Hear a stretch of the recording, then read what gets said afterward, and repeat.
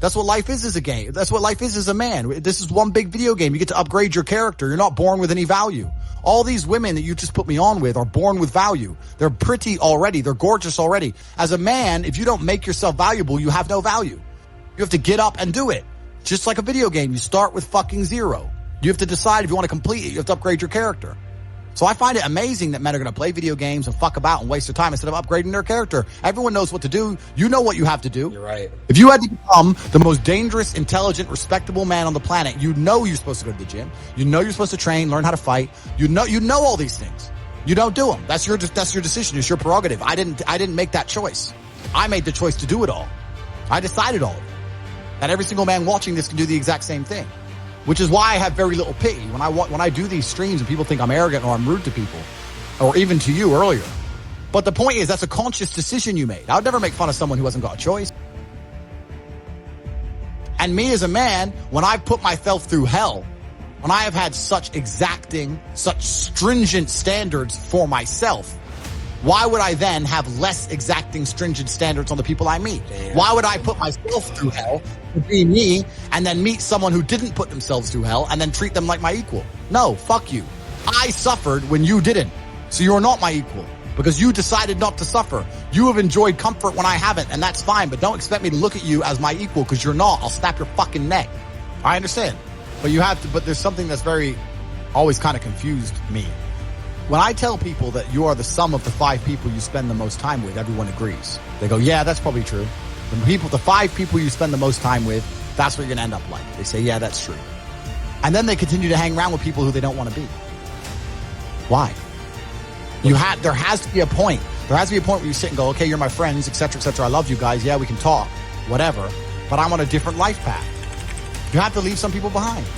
You wouldn't want to be, if you were to come hang out with me and you were in a room with me and my 5 friends, you'd feel self-conscious. You're right. You don't feel self-conscious with your friends. Because you only surround yourself around people that are on like your level of like. I'm with killers. We're fucking monsters. If you were to come hang around with me and my crew, you would be self-conscious, and that self-consciousness would motivate you, or they would certainly instill the discipline required for you to change. You don't feel self-conscious amongst your peers. That's why you don't change. If you were to get in a room and you're the only person who ain't a fucking monster, you'd want to become a monster. That's life. That's humanity. So I say this to people all the time. If you know you're the sum of the 5 people you hang around with, why you hang around with people you don't want to be? And that's why I live in a competitive environment. I live with my brother, my cousin. I live with men. We have a big house. We could all afford fucking 10 houses each. We live together on purpose. If my brother does 500 push-ups, I ain't going to be the bitch of the house. I ain't going to not do them. So that's another reason the war room exists. My organization, the reason it's so competitive is the reason we kick people out. You have to fight to keep. Even if they pay, you're like, I don't give a fuck. Get out. Like, I don't give a fuck. Get out. I'm out. It doesn't matter. Everyone pays to join. You get kicked out anyway. You have to fight to keep your place.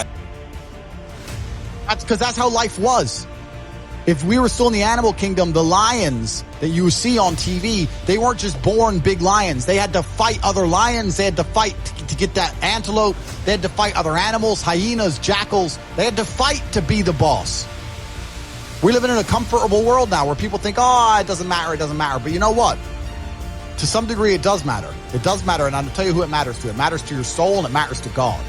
I stand in the mirror with a pure heart. I know I am the best version of me that could possibly ever exist. I know that God is proud of me.